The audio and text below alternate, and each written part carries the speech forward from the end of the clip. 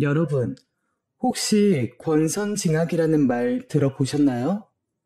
너무 유명한 말이라 이미 다들 알고 계실 것 같은데, 저는 어릴 때부터 저 말을 신뢰하며 살았습니다.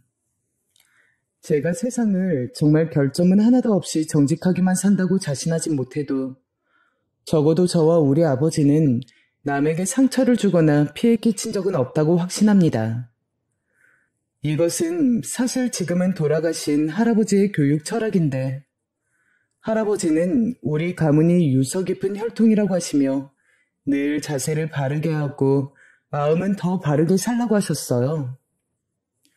현대 사회에 무슨 혈통을 따지냐며 초등학교 때는 불만도 많았지만 할아버지는 있는 사람이 베푸는 것이다. 바르게 살아라. 선하게 살면 다 돌아온다 등 어린 저의 손을 잡고 말씀해 주셨죠. 아직도 할아버지가 제 머리를 쓰다듬으시며 인자하게 웃으셨던 모습이 눈에 선합니다.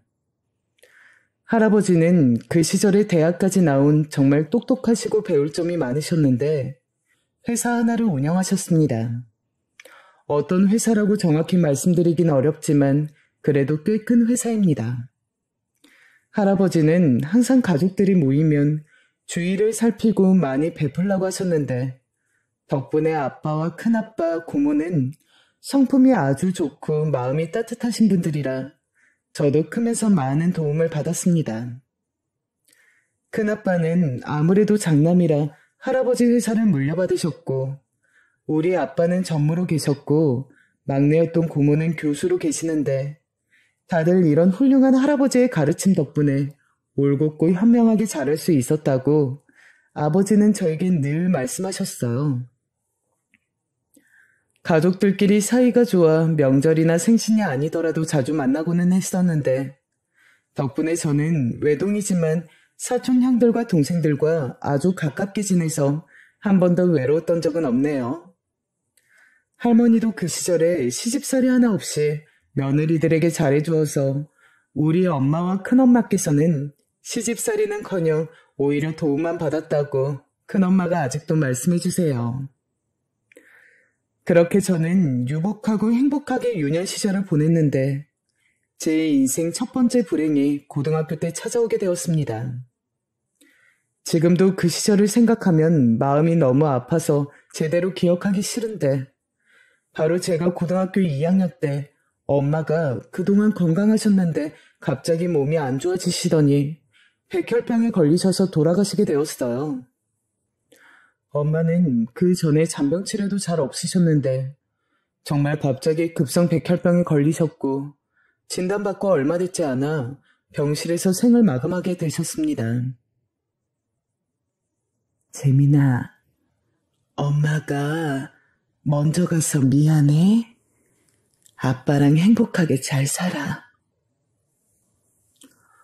엄마는 돌아가시기 직전에 저만 보다 돌아가셨는데 정말 갑작스럽게 일어난 일이었고 저는 어린 나이에 너무 충격을 받아 잘 다니던 학교도 나가지 않고 특목고에 다니다 일반고로 전학까지 오게 되었습니다. 당시 학교 기숙사에서 생활했었는데 종일 울고 집중도 하지 못하고 무엇보다 아빠가 너무 보고 싶어서 견딜 수가 없더라고요. 아빠도 갑작스러운 엄마의 죽음에 충격을 받으셔서 한동안 술에 의존했습니다.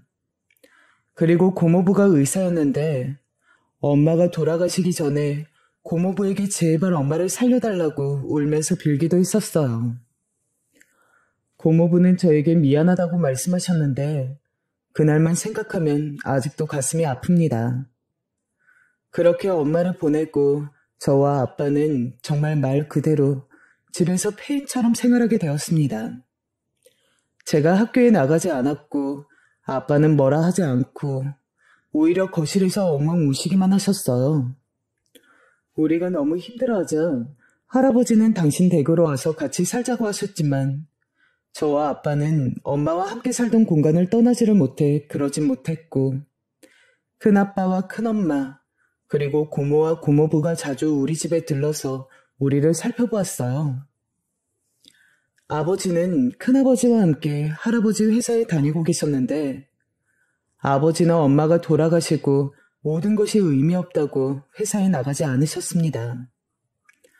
할머니는 제가 일반고로 와서 적응도 못하고 학교도 못 나가니까 안타깝다고 집에 반나절 넘게 오셔서 저를 챙겨주셨어요.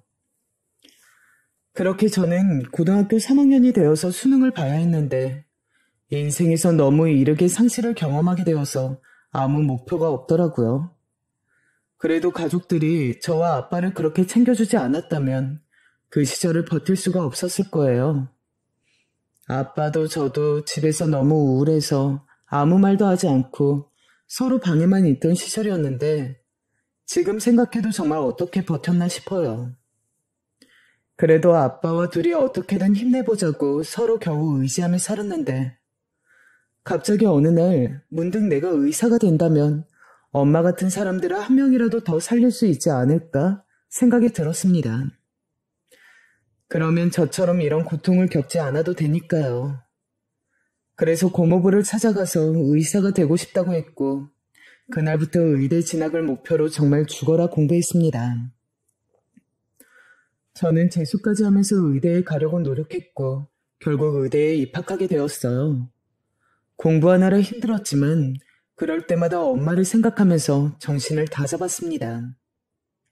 제가 의대에 진학하자 아버지는 울면서 기뻐하셨고 그때까지는 아버지는 직장에 다니지 않으셨는데 저에게 부끄럽지 않은 아빠가 되겠다고 하시며 환경미화원 직업을 얻게 되셨습니다.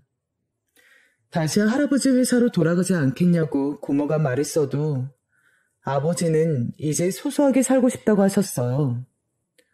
거리를 청소하며 마음을 깨끗이 비울 수 있어서 좋다는 말에 우리 가족들은 직업의 귀천이 어디 있냐고 본인이 하고 싶은 일하며 사는 게 최고라고 하며 응원해 주셨습니다. 할아버지는 저와 아버지가 다시 일상으로 돌아와 생활하는 게 너무 보기 좋다고 더 큰 아파트로 이사하게 해주겠다고 하셨지만 아버지와 저는 엄마와 살던 집이 좋아 거절하기도 했었습니다. 그렇게 저는 대학을 의대에 다니게 되었는데 다시 예전처럼 집에 활기가 도니까 예전에 엄마가 계실 때 생각이 많이 나게 되었습니다. 엄마는 식물 키우는 것이 취미셨고 각종 꽃과 식물을 정말 좋아하셔서 우리 집엔 항상 화분들이 많았어요.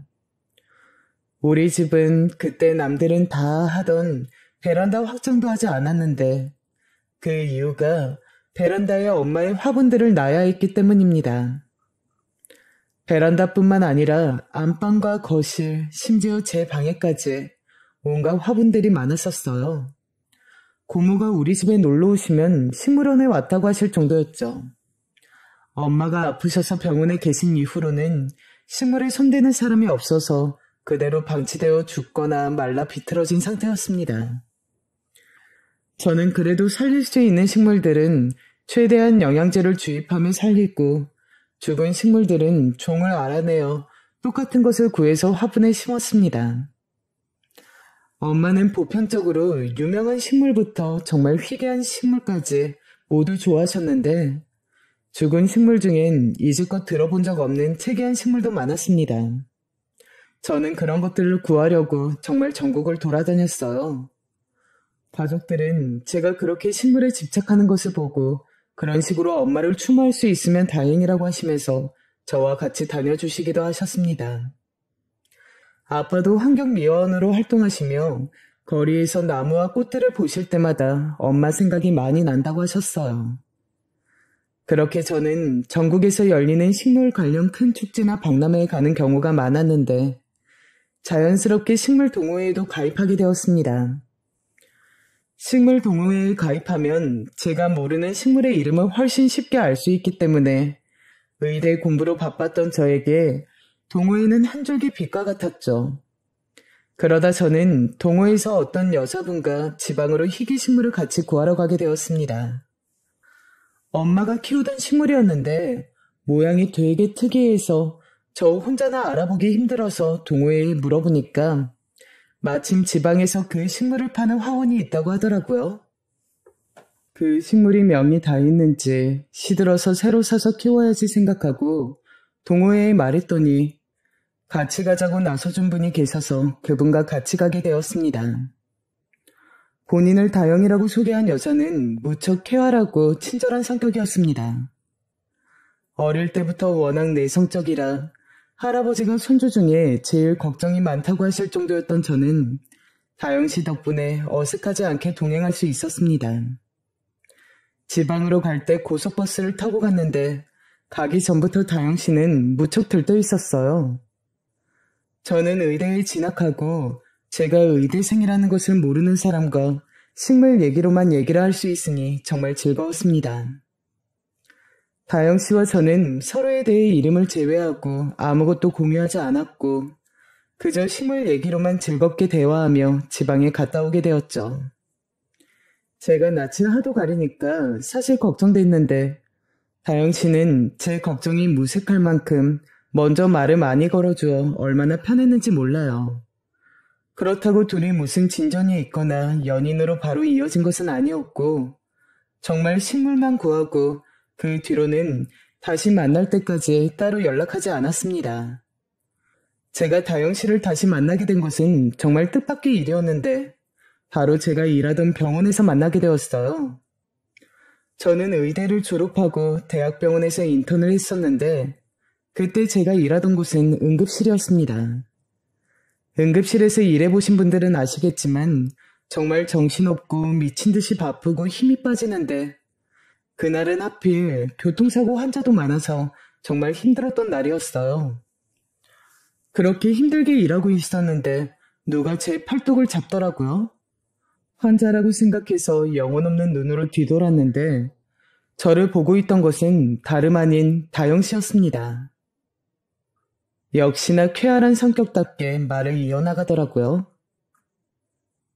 병원은 늘 1분 1초가 아까운 곳이고 환자들이 조금만 한눈을 팔아도 금방 상태가 나빠지고 새로 들어오는 곳이니까요.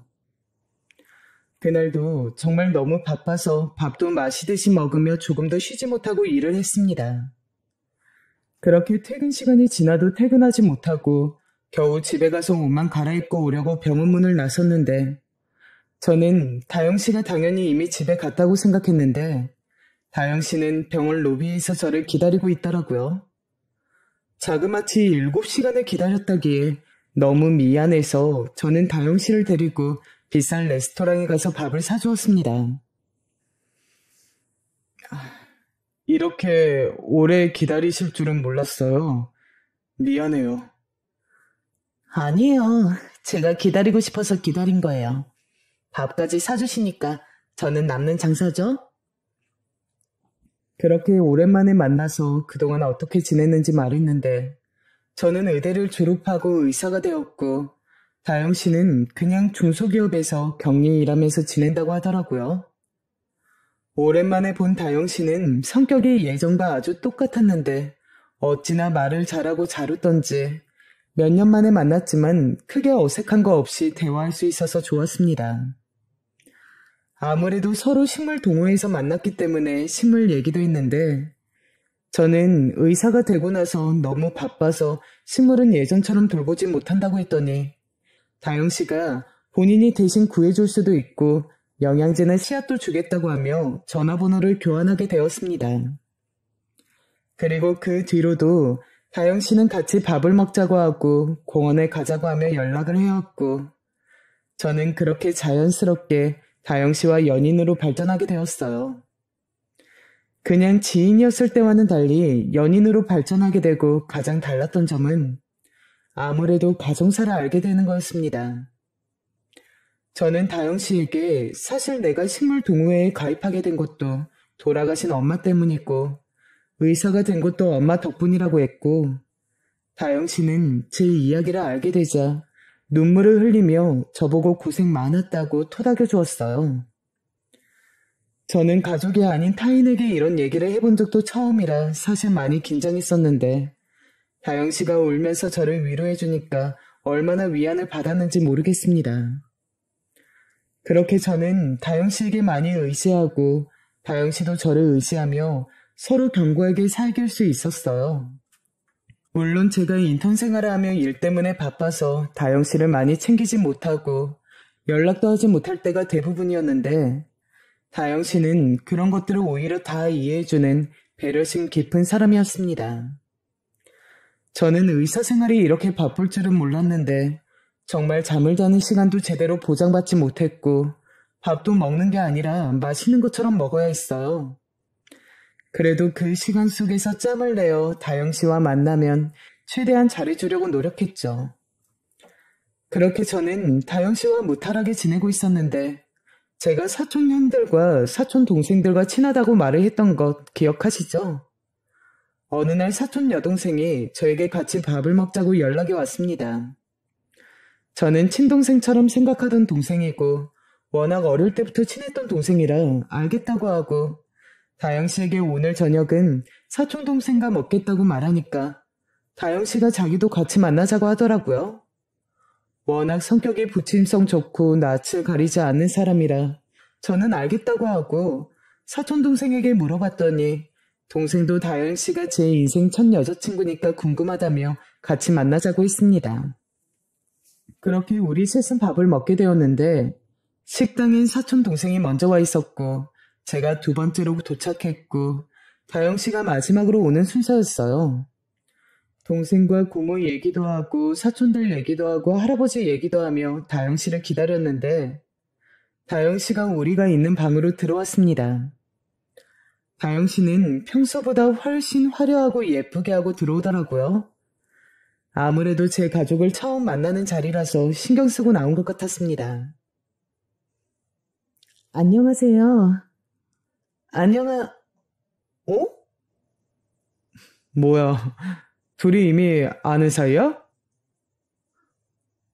혹시 실례지만 땡땡여고 나오셨어요? 사촌동생은 다영 씨를 보자마자 놀라더니 본인이 나온 학교를 나왔냐고 다영 씨에게 물어봤습니다.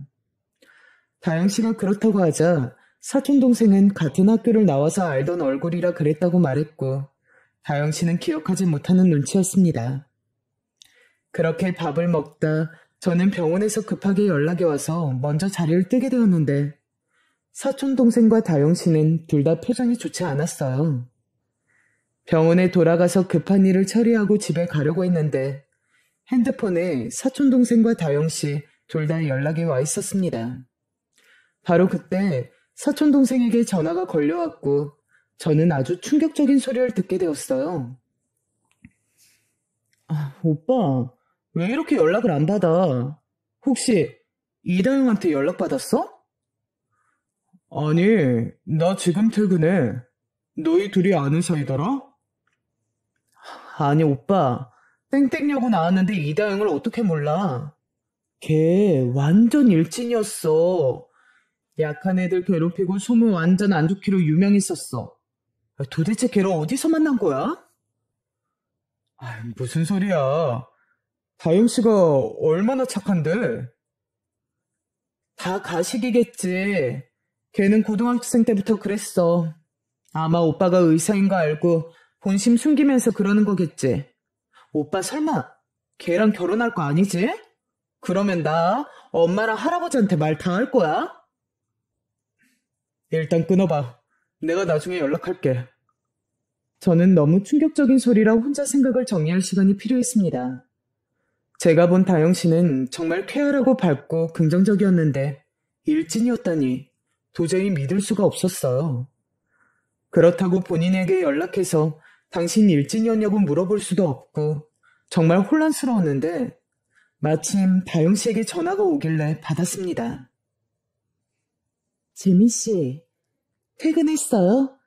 잠깐 만날래요? 제가 병원 앞으로 갈게요. 저는 알겠다고 대답하고 병원 근처에서 다영 씨를 만나서 얘기를 했는데 정말 놀랍게도 다영 씨는 먼저 자기가 얘기를 꺼냈습니다. 사촌 동생이라고 하던 사람, 저는 기억 안 났는데 집에 가서 졸업 앨범을 찾아보니까 맞더라고요. 혹시 저에 대해 무슨 말 하던가요?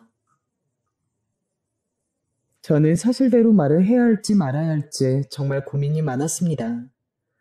과거는 과거로 묻어두고 만날 수도 있었지만 사촌동생은 저에게 다영 씨가 다른 사람을 괴롭혔다고 했기 때문에 다른 것은 몰라도 적어도 그 부분은 확실히 하고 넘어가고 싶었죠.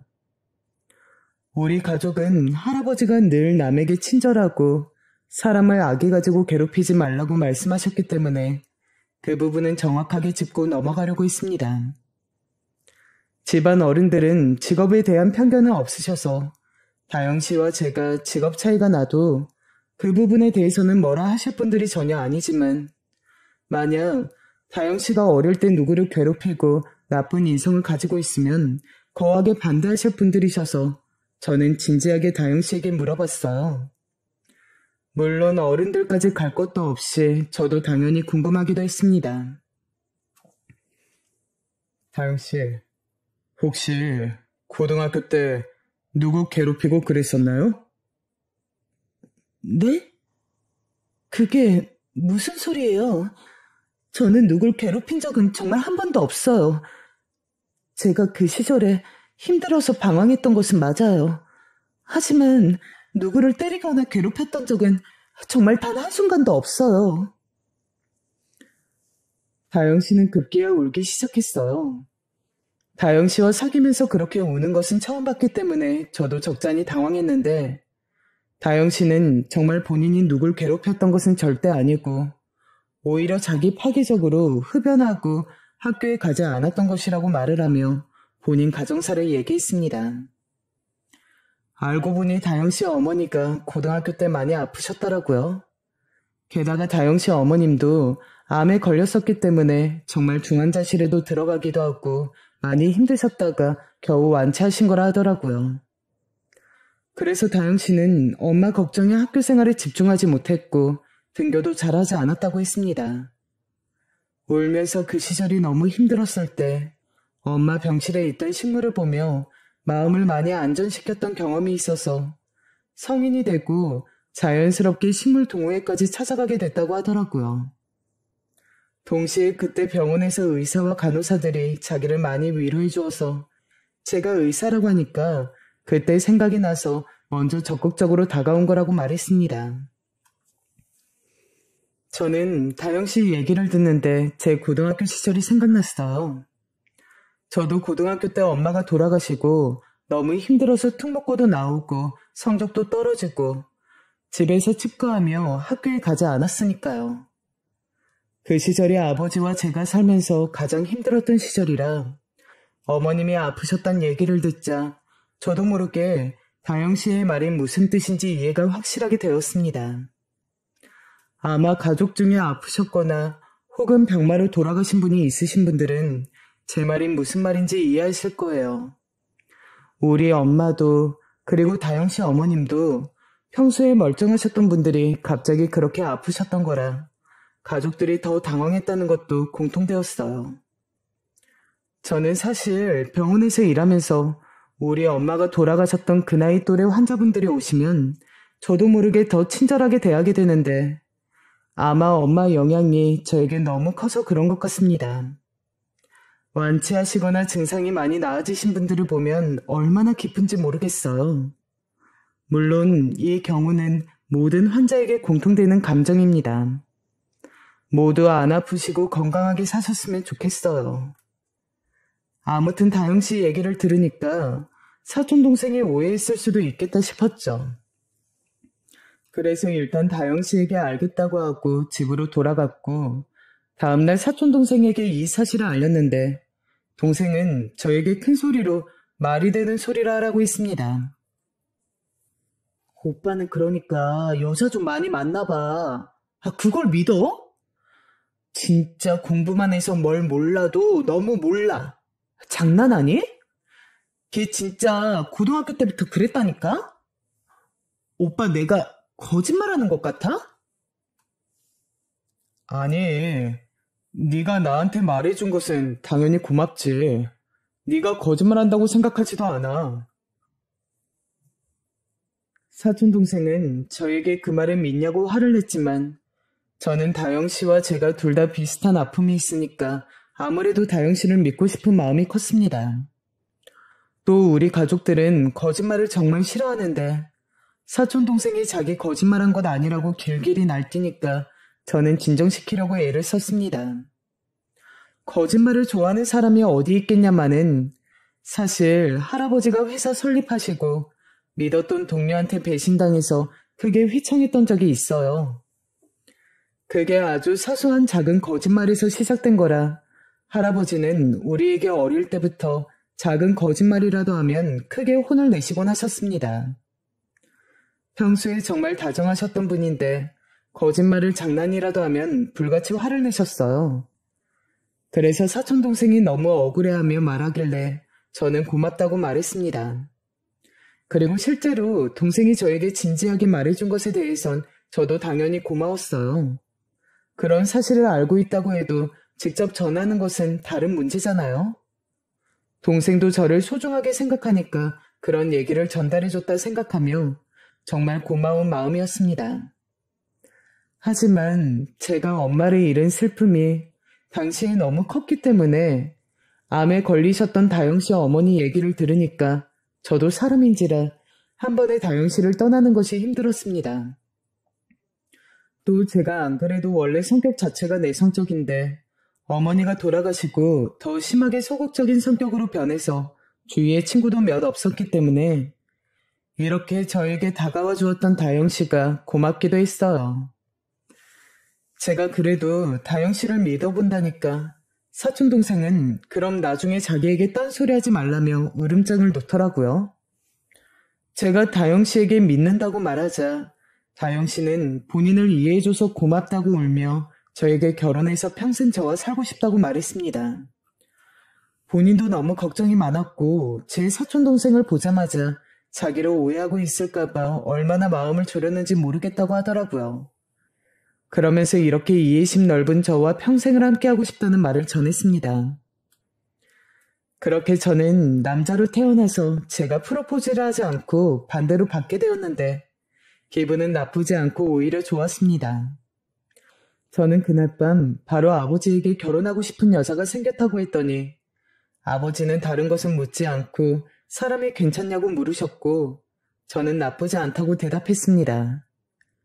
그렇게 다영씨를 우리 집으로 먼저 데려와서 인사시켰는데 다영씨는 아버지에게 얼마나 싹싹하게 대하던지 저는 정말 놀랐습니다. 아버님, 안녕하세요. 아버님이 술을 좋아하신다고 들어서 제가 이 인삼주 정말 어렵게 공수해서 왔어요. 부담 갖지 마시고 받아주세요. 아버지가 술을 정말 좋아하시는데 제가 그걸 가볍게 말한 적이 있어요. 특히 아버지는 엄마가 돌아가시고 술에 의존을 많이 하셨기 때문에 옛날 전통주나 고량주에 관심이 많습니다. 그렇다고 알코올 중독자는 아니고 그냥 엄마가 너무 그리우실 때 혼자 마시곤 하세요. 저도 대학생 때 지금보다 시간이 많았을 때는 아버지와 같이 술동무도 해주곤 했습니다.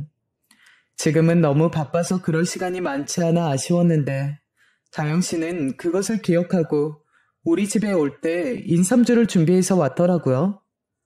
그리고 셋이 집에서 어색할 줄 알았는데 다영씨는 중간에서 말을 제일 많이 하며 분위기를 이끌었습니다.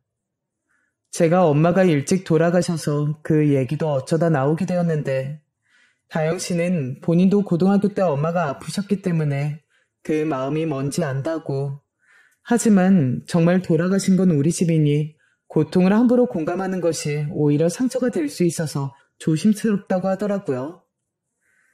그 말에 아버지는 정말 크게 감명받으셨고 다영씨를 좋게 보기 시작하셨습니다.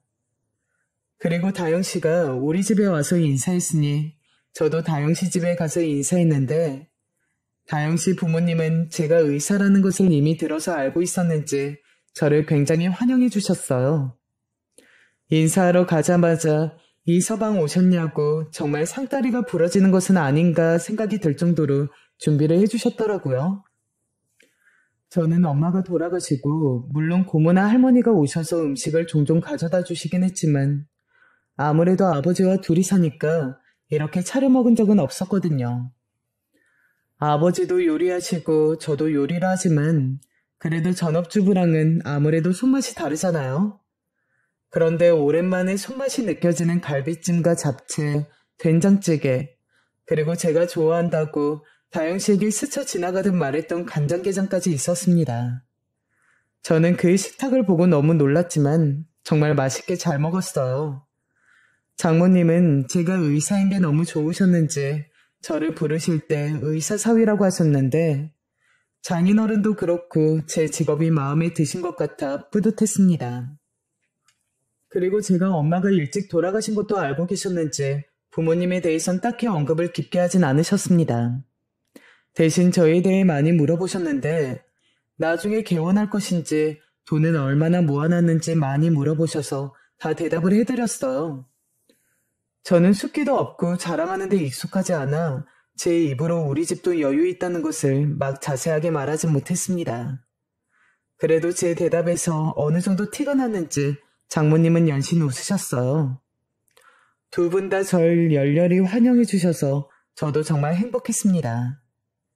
장인어른은 술이 너무 달다고 계속 드셨는데 그러면서 본인 집안도 꿀리지 않다는 것을 알리고 싶으셨는지 장인어른은 술에 취해 자기 자랑을 많이 하셨어요.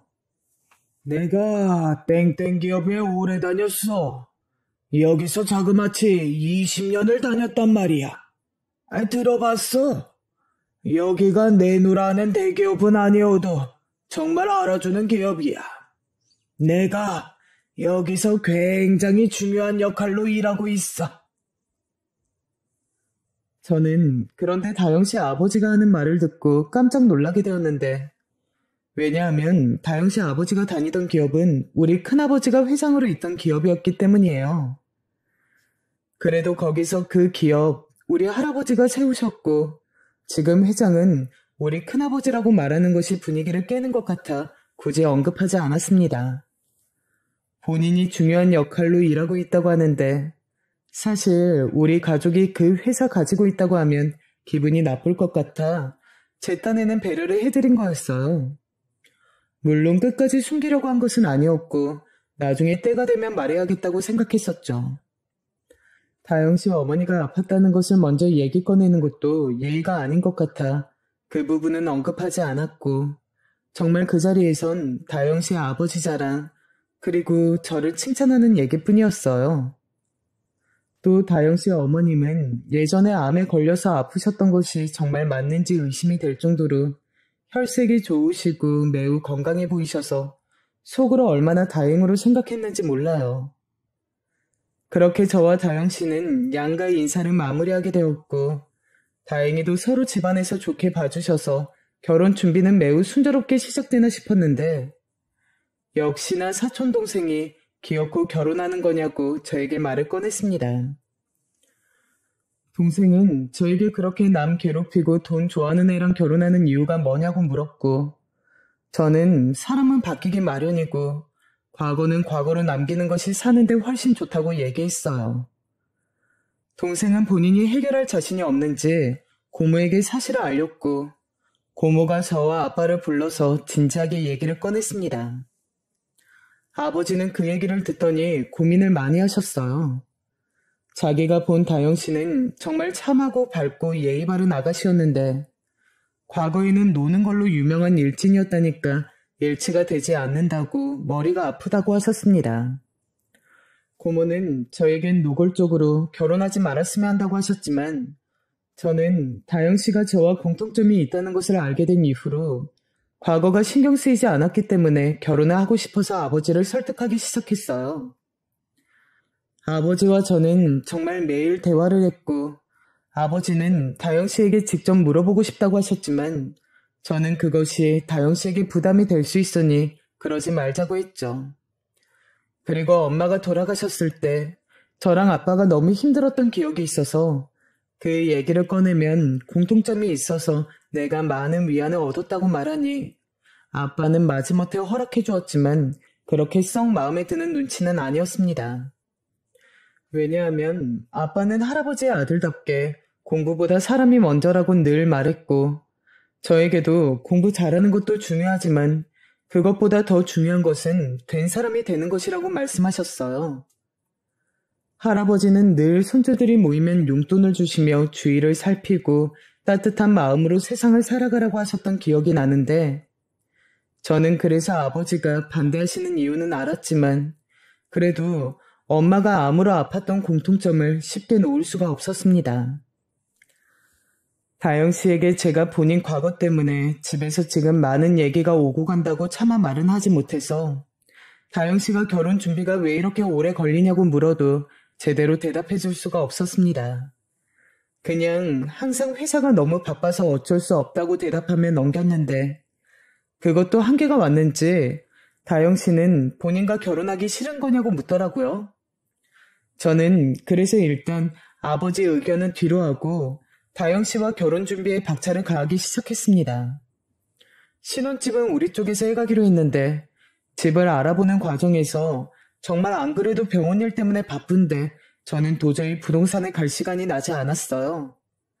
그래서 아버지와 다영 씨 둘이 부동산에 다녔는데 어느 날 아버지가 저에게 조심스럽게 말을 꺼내셨습니다.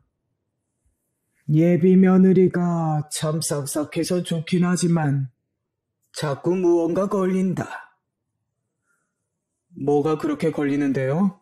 설마 고등학교 때 그것 때문에 아버지 아직도 그러는 거예요? 아니, 그런 걸 떠나서 어딘가 이상하게 걸려. 뭔가 가면을 쓰고 있는 것 같아. 아버지가 다영 씨를 안 좋게 생각하니까 그러는 거 아니에요? 저는 그러면 안 된다는 것을 알면서도 자꾸 우리 집에서 노골적으로 혹은 은근히 다영 씨를 마음에 들어하지 않으니까 제 선택이 부정되는 것 같아 말이 뾰족하게 나오기 시작했습니다. 아버지는 제가 예민하게 반응하자 더 말을 꺼내지 않으셨어요. 저도 이런 식으로 가족들에게 화내고 싶지 않았는데 그때는 그냥 빨리 해치우고 싶은 마음이 컸던 것 같습니다. 그렇게 신혼집을 알아보는 중에 다영 씨는 상견례라도 먼저 하자고 하길래 우리는 좋은 한정식집을 예약해서 상견례를 진행하게 되었습니다. 저희가 도착했을 때 이미 다영 씨 부모님은 와 계셨고 우리는 아주 어색하게 첫 만남을 시작하게 되었어요.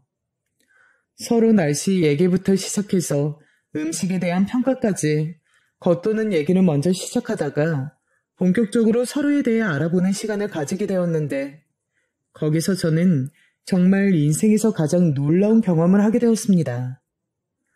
정말 한정식 집에 들어가기 전까지만 하더라도 저는 이런 일이 발생할 줄 몰랐는데 아직도 그날이 생생하게 기억으로 자리 잡고 있어요. 그 대화의 시작은 예비 장인어른의 입에서부터 시작되었습니다. 제가 땡땡 기업에서 근무하고 있어서 그 분야는 잘 알고 있어요. 또 제가 거기서 되게 잘 나갑니다. 저는 그 말을 듣자마자 아차 싶었던 것이 제가 다영 씨의 과거 때문에 장인어른이 어디 다니는지 식구들에게 말을 하지 않았던 것이 문득 떠올랐습니다. 급하게 아버지와 고모 표정을 보니까 두 분 다 당황하셨지만 애써 괜찮은 척을 하고 있더라고요. 저는 지금이라도 그 기업 사실 우리 가족이 운영하고 있다고 말을 해야 하나 고민 중이었는데 장모님이 화제를 돌리더라고요. 재민이가 어머니 잃고 힘들었다는데 그래도 어떻게 이렇게 똑똑하고 바르게 자라서 얼마나 자랑스러우세요. 아마 어머님도 하늘에서 기뻐하실 거예요. 아휴, 아닙니다. 사돈도 같은 병으로 아프셨다고 들었는데 지금 건강하니까 얼마나 다행이세요. 완치하셨다니까 제가 다 기쁩니다. 네? 제가 아팠다고요? 엄마. 예비 장모님은 본인이 아팠다는 소리를 처음 듣는 표정을 지으셨고 다영 씨는 아주 급하게 장모님의 입을 막았습니다.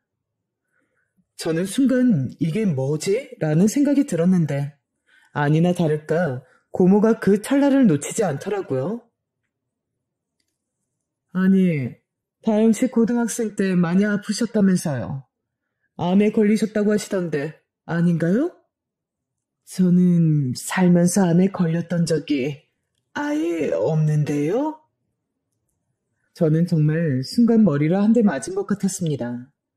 고모는 이게 무슨 소리냐고 다영 씨가 고등학교 때 방황했던 이유가 엄마 암 때문이라 해서 우리가 넘어갔는데 너무 황당하다고 말씀하셨고, 장모님과 장인어른 그리고 다영 씨는 정말 당황한 눈치였습니다. 특히 장모님은 그게 무슨 말씀이시냐고 크게 당황하시더라고요.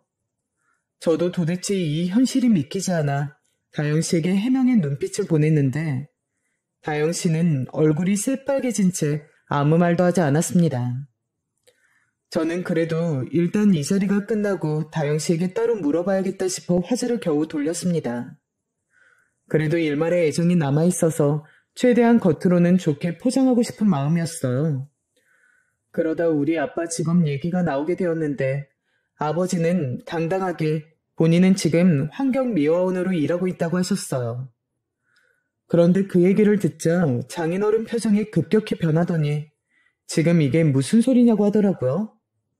저는 조심스럽게 장인어른에게 여쭤보았습니다. 무슨 문제라도 있나요? 아니, 고위 공무원이라고 해서 믿었더니 환경미화원? 장난해요? 사기꾼들 아니야? 당신 의사 맞아? 저는 아버지 직업을 공무원이라고 한 적이 없습니다. 사실이었어요. 저는 다영 씨에게 아버지가 환경미화원으로 일하고 있다고 말한 적은 있어도 단 한 번도 고위 공무원이라는 말은 한 적이 없었습니다.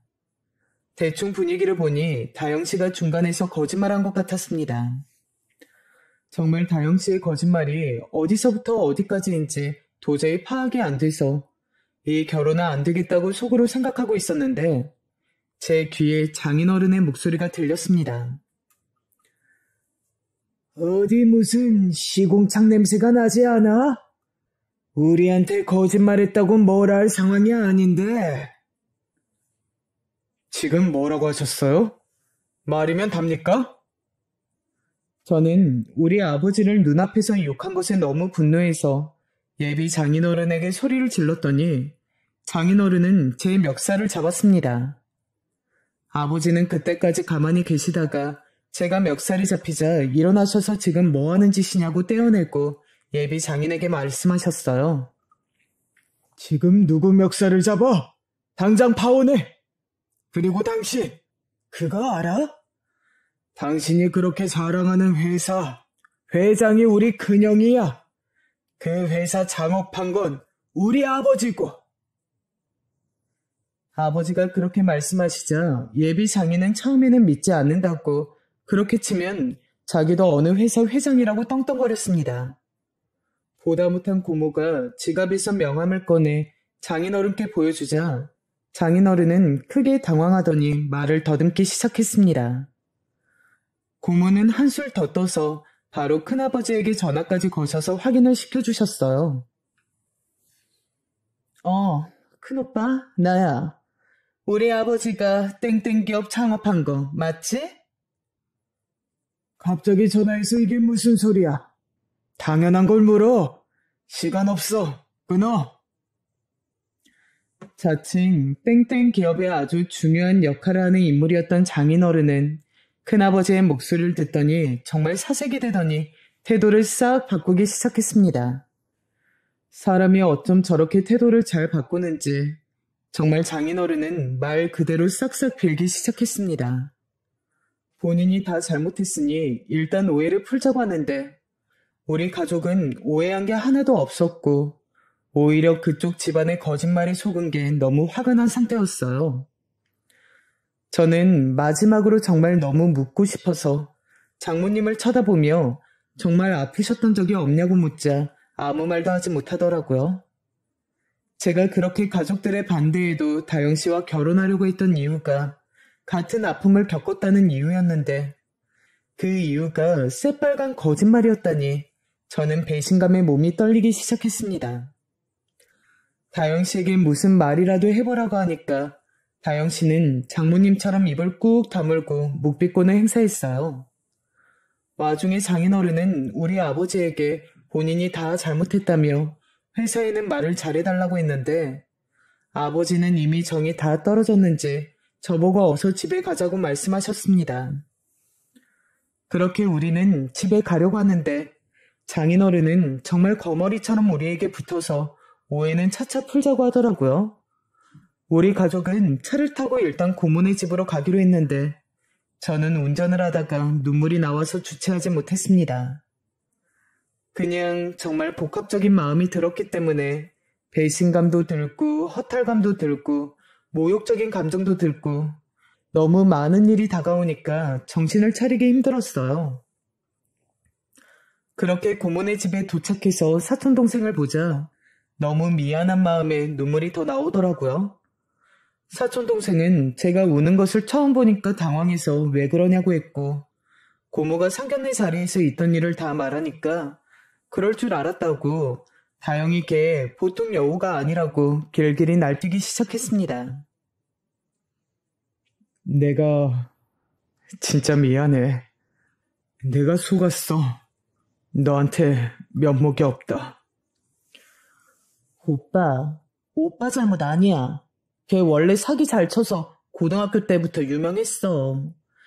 나는 오빠가 결국 파혼했다니까 그게 그렇게 기쁘다. 지금 속이 더 시원해. 너무 잘했어. 동생은 속이 더 시원하다며 잘한 선택이라고 저를 위로해 주었어요. 그리고 다음 날에 큰아버지에게 연락해서 그동안 있었던 일을 쭉 얘기하자 큰아버지는 마음고생 심했을 것 같다고 저에게 자기가 한번 알아보겠다고 하더라고요. 저는 제가 다영 씨에게 속은 것도 속은 거지만 무엇보다 우리 아버지에게 시궁창 냄새가 난다고 했던 것이 너무 속상했습니다. 저는 아버지가 환경미화원으로 일하는 것이 단 한 번도 부끄러웠던 적이 없고 오히려 자랑스러웠는데 그렇게 제 앞에서 무시당하는 것을 보니까 상견례 자리가 끝나고도 한동안 속에서 울컥하는 마음이 올라오더라고요. 나중에 큰아버지에게 들은 내용으론 장인어른은 본인이 그렇게 자랑했던 것과 달리 딱히 그렇게 큰 중요한 인물은 아니었다고 합니다. 본인 말로는 되게 회사에 엄청난 영향력을 행사하는 것처럼 저에게 얘기했지만 사실 그냥 어떤 부서의 팀장, 그 이상 그 이하도 아니었다고 하더라고요. 그리고 큰아버지는 저에게 중요한 승진을 앞두고 있었는데 본인이 알아서 처리했다고 했습니다. 어쩐지 아버지가 큰아버지가 그 기업 회장이라고 하니까 날뛰던 모습이 예사롭지 않았는데 알고 보니 그 중요한 직무를 위해 승진을 몇 년째 노리고 있었다고 하더라고요.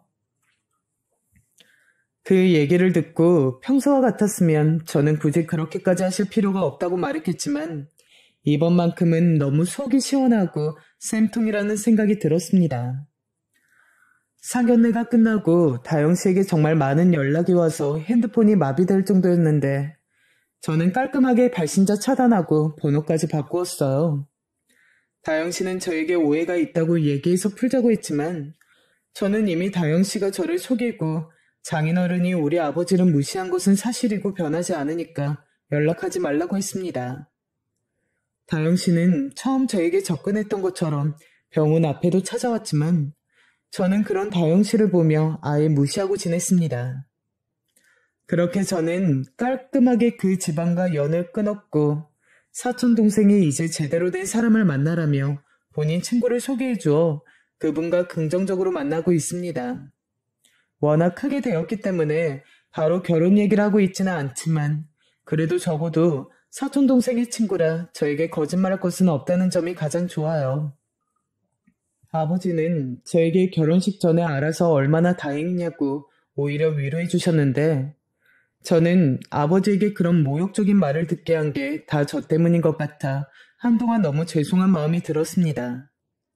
사촌동생이 진심으로 저를 걱정해서 해주었던 말도 생각나고 마치 뭐에 홀린 듯 다영 씨를 믿었던 제가 한심하게 느껴지더라고요. 사촌형 말로는 제가 어릴 때부터 순해서 사람을 워낙 잘 믿으니까 그런 거라고 앞으로 가족들에게 어떤 일을 하기 전에 많이 물어보려고 합니다. 저도 많은 나이는 아니지만 확실히 이제 왜 어른들이 나중에 남는 것은 가족밖에 없다고 말을 하는지 알겠더라고요. 여기까지가 제 파혼에 관한 사연이었습니다. 끝까지 들어주신 여러분 정말 감사합니다. 마지막으로 직업에 대한 귀천은 전혀 없고 어느 직업이든 자랑스럽게 일하시는 분들이 대부분이니 여러분들은 직업으로 사람을 판단하지 않길 진심으로 바라며 제 사연을 끝내겠습니다. 감사합니다.